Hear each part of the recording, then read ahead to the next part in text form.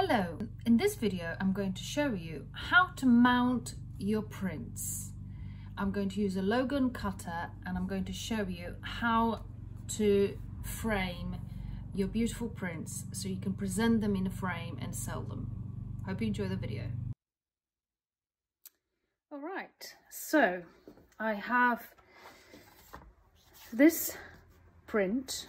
What you need is a Logan classic matte cutter with a slip sheet and a mounting board. I've already got this one cut, but you can cut it yourself because Logan Cutter comes with a knife and with the actual bevel cutter. Bevel cutter, what it does is when it cuts, it creates a little bevel effect.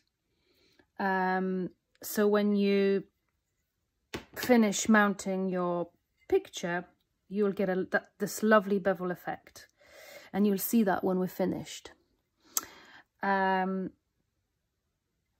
you can just cut by using your Logan Cutter. Just simply cut your board by using a knife, like so.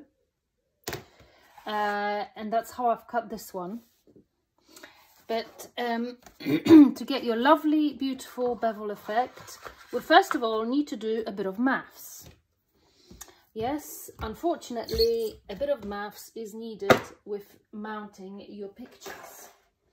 And a long ruler is also very, very useful. So, let me get a piece of paper and we're going to do a bit of math. Right, so, first of all, I need to find out how big is my picture. So, I'm going to measure it with my ruler and it's 12.7 centimeters by 12.7 centimeters. Now, I don't want to obscure too much of my picture. So I'm going to say my window is going to be 12 by 12. So I'll have just about enough space, if I do it 12 by 12, to capture my image. And for me to be able to secure it at the back. So this is going to be 12 by 12. Now this is not square, but that's all right. It doesn't matter. And this is 24.2.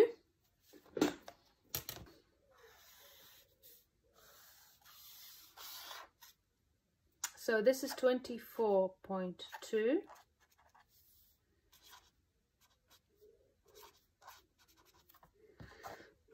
by 30.4.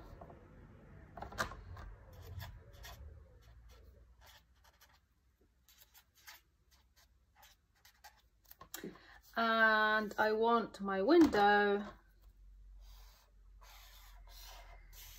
to be 12 by 12. It really helps to draw this out like this. So how big are going to be these areas? That's the question mark. This is what I have to find out. So to calculate these areas, I have to take away this from this and divide by 2, right?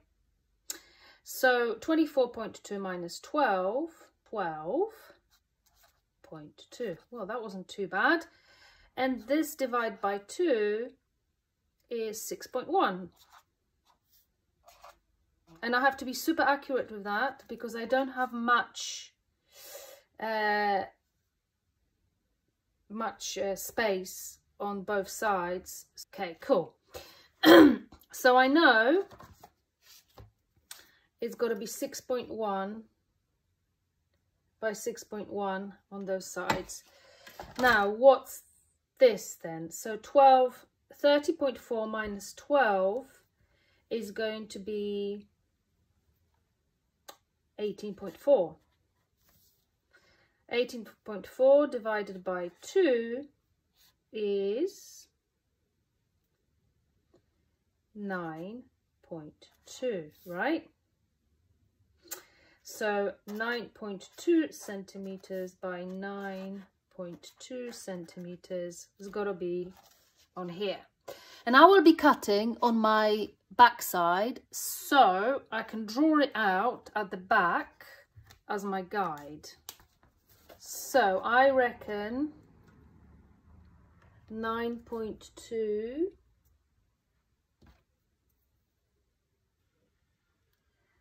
by 9.2, and we can draw a nice line. It's okay, it's at the back side of the mounting board, so no dramas.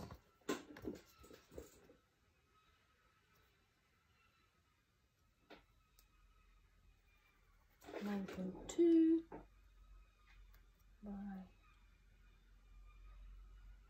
9.2.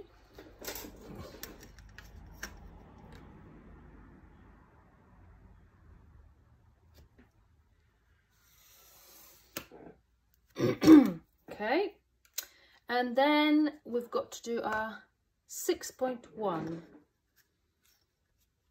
So 6.1.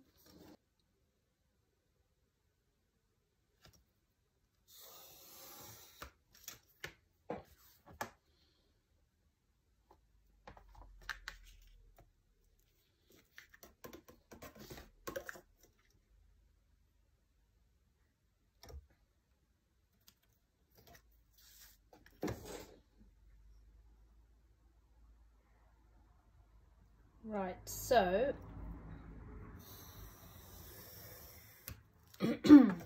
just to check if this will work, you can line up your picture and you can see that it's just a little bit smaller than my print, which is perfect. That's exactly what I want. Now, we are now ready for cutting. So the trick with this cutter is all about the setup. So if I know, if you see there is a little scale here, it says set scale here. If I know this is 6.1, I should set it up at 6.1.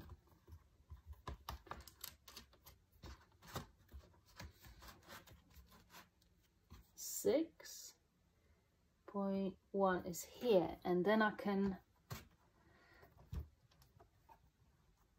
tighten it up to make sure it doesn't slip, and then I can just double check if it's correct, more or less. I can see that this, when I place this, the blade is going to come out here, so that should, in theory, work. Now I'm going to cut like this, so the bevel is going in like that. I want the bevel to be visible on the other side, and you'll see what I mean. There is also a very useful little marker here, which you should align with, before you start cutting. This marker should align with my line that I drew. So before I lower the cutter, I should just make sure I align that marker with my line here. And it's important I'm going upwards because the blade is here. If I end up going wrong way, it will just tear and it will not cut. It happened to me before. I'm talking from experience. So I'm going to cut until this line aligns to that line there. So I'm lowering the blade and pushing up until this line meets that line there. Right, now that I've got this set up, what I'm going to do is I'm going to do the other side.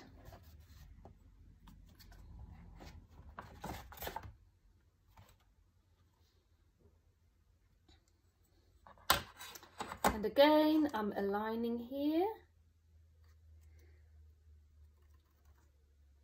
and going up until I align again. All right, so hopefully this will work out. Just, it's very, very tight. So this side here I know is 9.2, so I'm going to readjust to 9.2 on my set scale. 1, 2. Okay, now I'm going to tighten it up so it doesn't move. Okay, slip sheet is on. Again. Okay.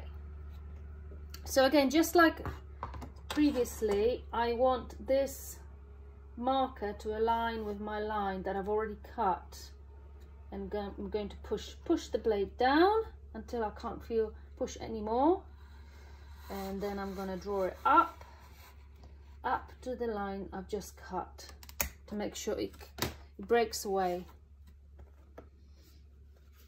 Okay, now doing the other side again.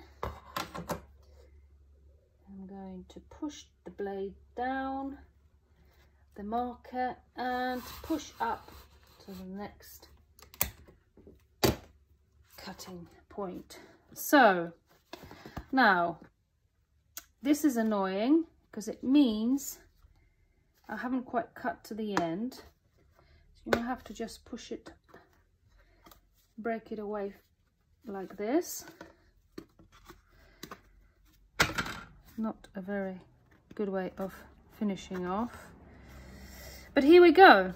So as you can see, this is giving me this beautiful beveled look that now I'm going to stick my image in, and it's going to make it look gorgeous. And the way I do it is I will just use for now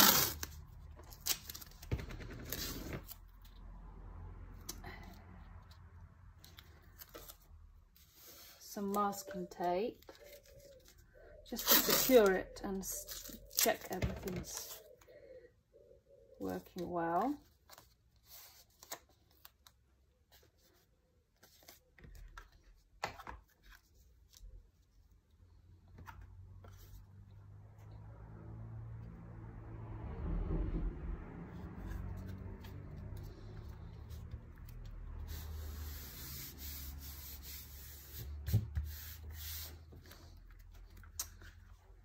Here we go.